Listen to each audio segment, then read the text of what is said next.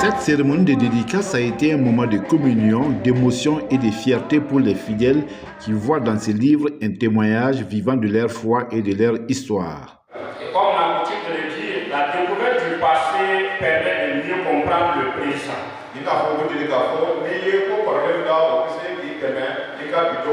Et d'envisager le futur avec plus de sérénité. C'est dans cette optique que les autorités de l'Église centrale de l'Alliance chrétienne de Dédougou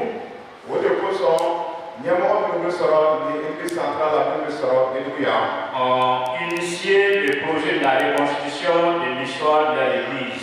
Par ces gestes, l'Église centrale de l'Alliance chrétienne de Dédougou immortalise son parcours et transmet un héritage spirituel aux générations futures. Ce qui nous a donc motivés pour aller à l'écriture de ce document, c'est le fait que notre Église n'avait pas de documents. Depuis son arrivée en 1927, il n'y a pas dans les genres, il n'y a aucun livre, il n'y a aucun écrit auquel on pourrait se référer donc, pour découvrir l'histoire de l'Église. Et c'est pourquoi on a dit, bon, pourquoi ne pas mettre fin à cela et trouver un document qui va donc servir pour nous, générations présentes, et aussi aux générations futures. Et c'est pourquoi j'ai dit dans mon intervention que c'est de l'oralité à l'écrit. Parce que tout ce que nous avons entendu, c'était de l'oralité. Et maintenant que, par la grâce de Dieu, on a pu coucher ça sur un papier et nous voulons vraiment bénir le nom du Seigneur parce que ça va servir à nous et à nos enfants dans les générations futures. Nous sommes très satisfaits de l'aboutissement de ce projet parce que c'est vraiment un plus pour notre église locale et aussi pour notre église nationale qui peut aussi s'inspirer de ce travail-là pour que les autres églises puissent aussi écrire leur histoire, mettre dans des documents édités pour la bonne vue de notre église nationale et de notre église locale. Nous sommes très satisfaits. Le séminaire que nous allons faire tout à l'heure, c'est donc un séminaire que nous avons voulu pour édifier les fidèles chrétiens au regard du contexte actuel, où il y a beaucoup d'inquiétudes, il y a le stress, il y a le traumatisme, il y a la peur. Donc on dit on va aller nous ressourcer auprès de la parole de Dieu, dans la Bible, pour écouter la voix de Dieu. C'est pourquoi on a choisi le thème « Ne crains pas, crois seulement ». Si nous ne craignons pas, si nous croyons, alors Dieu va nous sortir de cette situation très difficile. C'est pourquoi nous avons invité un orateur, le pasteur Johanna Drabo de l'église centrale de Bobo, qui va donc nous traiter ces thèmes pendant ces 2 jours. Et nous bénissons le nom du Seigneur pour sa présence au milieu de nous.